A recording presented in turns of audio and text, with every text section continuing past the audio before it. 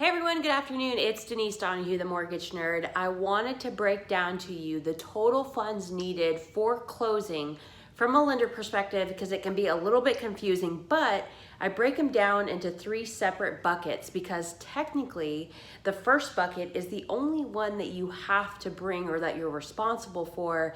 Bucket 2 and bucket 3 can be negotiated. And so I wanted to record this video to walk you through this a little bit and to understand your funds for closing. So what you'll see is the first bucket is your down payment.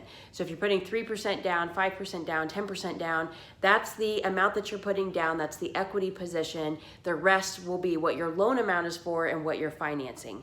One thing to mention is that part of your down payment also includes the upfront deposit that you typically make when you write an offer and a seller accepts your contract. So for example, if your down payment is $10,000 and you write a deposit of $1,000, that means on closing day you would only need $9,000 because that upfront deposit is inclusive of your down payment. We deduct that for you. Bucket number 2 is your closing cost. So the closing cost that I have listed for you is total all in.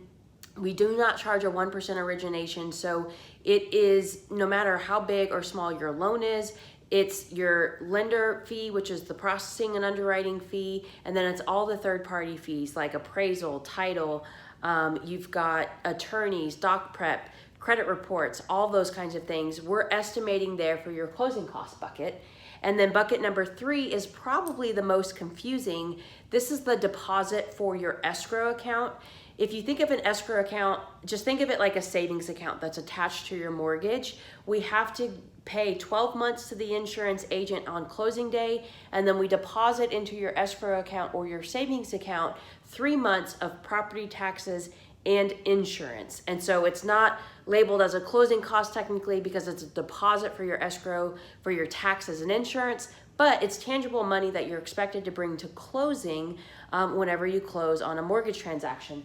So the reason why I wanted to record this video is because your down payment is technically your responsibility. You can borrow from a 401k.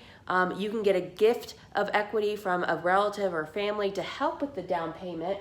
But what many people don't know is bucket 2 and bucket 3 can also be negotiated where you can ask your agent when you're making offers on homes, you can take those 2 buckets, which is why we separate them, and ask them to negotiate to have the seller pay for those 2 buckets. So let's say those 2 buckets combined equal $5,000. Then when your realtor writes the offer, they can negotiate, it's not guaranteed, but they can negotiate that the seller pay $5,000 in what are called seller concessions. You just have to communicate that up front that you want that contract to be negotiated in that manner. Again, your agent might come back and say, this isn't the market for it, or this isn't the house because the seller won't do that.